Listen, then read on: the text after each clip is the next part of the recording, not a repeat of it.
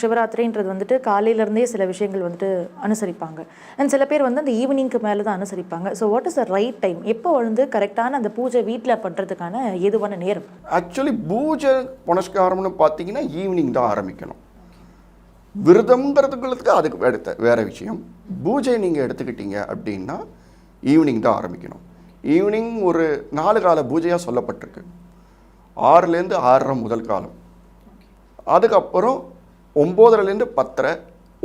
ஒவ்வொரு திருக்கோயிலில் ஒவ்வொரு மாதிரி ஆரம்பிப்பாங்க. அதோட விஷயம் என்னன்னு கேட்டிங்கன்னா, அந்த கோயில் ஆகம விதிப்படி அவங்களோட வழிபடைகளோட ஆரம்பித்த ஃபஸ்ட்டு சிவராத்திரி வந்து அந்த டைமில் ஆரம்பிச்சிருப்பாங்க. ஸோ அதனால் ஒவ்வொரு திருக்கோயிலுக்கும் ஒவ்வொரு டைம் மாறுபடும். ஆனால் கரெக்டாக நம்ம சொல்ல போனோம் அப்படின்னா 6லேருந்து 6:30, அடுத்தது 10லேருந்து 10:30, அப்புறம் 12லேருந்து 12:30, 11:45லேருந்து 12:30, அதுக்கு அடுத்தது மார்னிங் 4:30. இந்த 4 கால பூஜைங்கிறது வந்து ரொம்ப விசேஷமான பூஜை.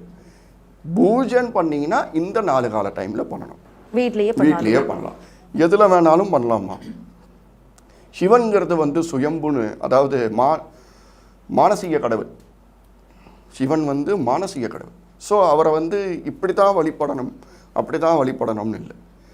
அவர் வந்து மானசீகமாக நினைச்சாலே அந்த தினத்தில் நம்ம மனசில் உட்காருவார். அப்படிப்பட்ட ஒரு மிகப்பெரிய ஒரு ஆற்றல் வாழ்ந்த தெய்வம். ஸோ வந்துட்டு விரதம் எப்படி இருக்கணும் அண்ட் யாரெல்லாம் விரதம் இருக்கலாம்? விரதம் அப்படின்னு சொல்லும்போது யாரெல்லாம் இருக்கலாம் அப்படின்னு கேட்டால், யாரெல்லாம் முடியுமோ அவங்களாம் இருக்கலாம். அதை வந்து வெரி இம்பார்ட்டண்ட்டாக நான் இங்கே சொல்கிறேன். உடல் முடியாதவங்க, இதால் என்னால் நிற்க முடியாது, தலை சுற்றுது, ப்ரெக்னன்ஸ் லேடி, அதுக்கப்புறம் வந்து வயிறு சம்பந்தமான பிரச்சனைகள் இருக்கிறவங்க, இதெல்லாம் இருந்தால் தான் ஆண்டவன் வந்து நம்மளை வந்து ஆசீர்வதிப்பாருன்னு தயவு செய்து நினைக்க வேண்டாம். அந்த மாதிரி எந்த இதுலேயும் சொல்லப்படலை. ஆனால் இருந்தால் நல்லது. சயின்டிஃபிக்கலாகவும் இந்த விஷயங்கள் வந்து ரொம்ப சொல்லப்பட்டிருக்கு. என்றைக்கு நம்ம வந்து வயிற்றுக்கு ஓய்வு தரோமோ அன்றைக்கி வந்து அந்தளோட ஆர்கன்ஸ்லாம் சரியாகும்ன்ட்டு. அதனால் இப்படி சொல்கிறதுனால உடனே வயிற்றுக்கு ஓய்வு கொடுத்தா வயிற்று பிரச்சனை ஆகுங்கிறதெல்லாம் கிடையாது. இருக்கிறவங்க தயவு செய்து சாப்பிட்ணும், இல்லைனா அதிலிட்டி ஃபார்ம் ஆகிடும். ஸோ ஆனால் இதோட வழிமுறைகள் எப்படின்னு கேட்டிங்கன்னா, பிரதோஷம் அன்னைக்கு வந்து எப்படின்னு பார்த்தோம்னா, காலையிலேருந்து சாயங்காலம் 4:30-6:30 மணிக்குள்ளே சாப்பிடாமல் இருந்துட்டோன்னா அந்த பிரதோஷத்தோட வழிமுறை முடிஞ்சுது. ஆனால் சிவராத்திரி அப்படி கிடையாது.